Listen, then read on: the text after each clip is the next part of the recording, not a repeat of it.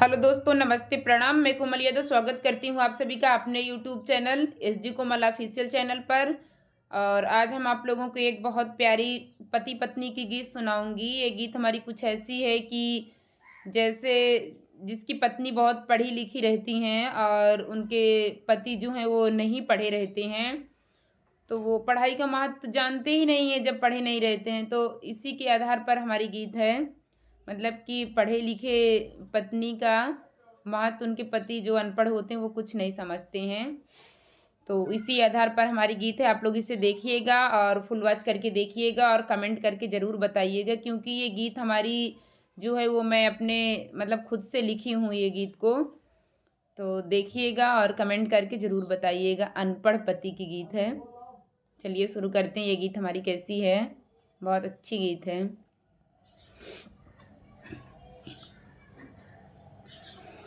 फूट गई राम किस्मतिया हो, मिलल अनपढ़ सजनवा। फूट गई राम किस्मतिया हो, मिलल अनपढ़ सजनवा। फूट गई राम किस्मतिया हो, मिलल अनपढ़ सजनवा। पढ़े लिखे होतिन तो कदर मोर करतिन, पढ़े लिखे होतिन तो कदर मोर करतिन। हमसे करायन चूल्हा चौका हो, मिलल अनपढ़ सजनवा। हमसे करायन चूल्हा चौका हो, मिलल अनपढ़ सजनवा। हमसे करायन चूल्हा चौका हो, मिलल अनपढ़ सजनवा। फूट गई राम किस्मतिया हो, मिलल अनपढ़ सजनवा। फूट गई राम किस्मतिया हो, मिलल अनपढ़ सजनवा।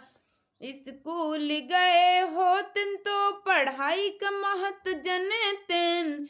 स्कूल गए होतन तो पढ़ाई का महत्व जनतन।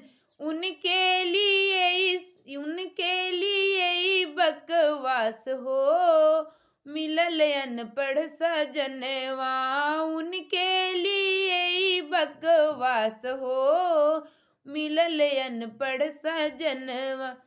स्कूल गए होतन तो पढ़ाई का महत्व जनतन।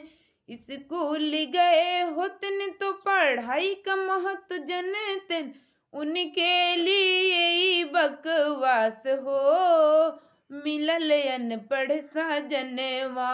उनके लिए बकवास हो, मिलल अनपढ़ सजनवा। फूट गई राम किस्मतिया हो, मिलल अनपढ़ सजनवा। फूट गई राम किस्मतिया हो, मिलल अनपढ़ सजनवा। हमसे रोज कहें कि का होता पढ़े लिखे, हमसे रोज कहें कि का होता पढ़े लिखे। अपना तो वह अंगूठा छाप हो, मिलल अनपढ़ सजनवा। अपना तो वह अंगूठा छाप हो, मिलल अनपढ़ सजनवा। हमसे रोज कहें कि का होता पढ़े लिखे, हमसे रोज कहें कि का होता पढ़े लिखे। अपना तो वह अंगूठा छाप हो, मिलल अनपढ़ सजनवा। अपना तो वह अंगूठा छाप हो, मिलल अनपढ़ सजनवा। फूट गई राम किस्मतिया हो, मिलल अनपढ़ सजनवा। फूट गई राम किस्मतिया हो, मिलल अनपढ़ सजनवा।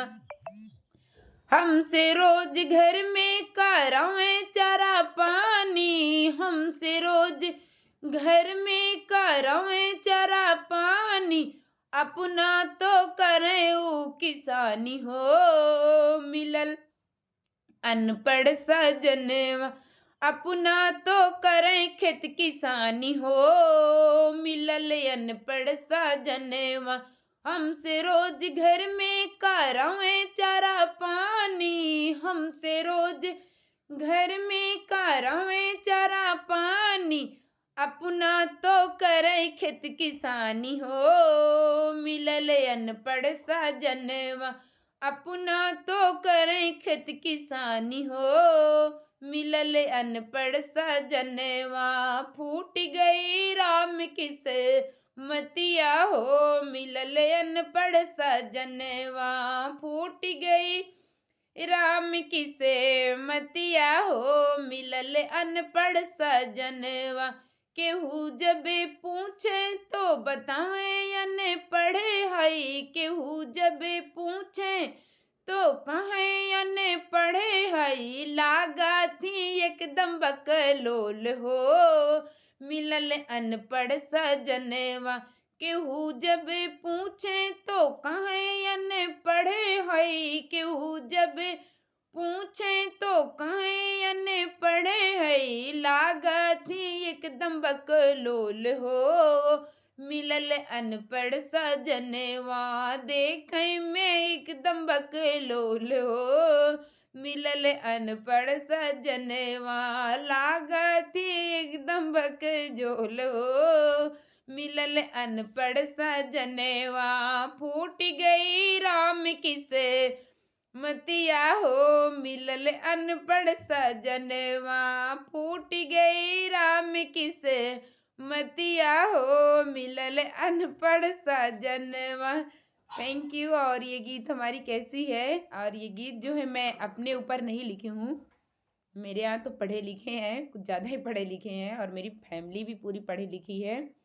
तो मैं ये गीत उन लोगों के लिए गाई हूँ और बनाई हूँ जिनके पति पढ़े लिखे नहीं होते हैं, तो वो अपने पत्नी की पढ़ाई के महत्व नहीं समझते हैं, उनके लिए है। और कमेंट मत करिएगा क्योंकि ये मेरे ऊपर नहीं है।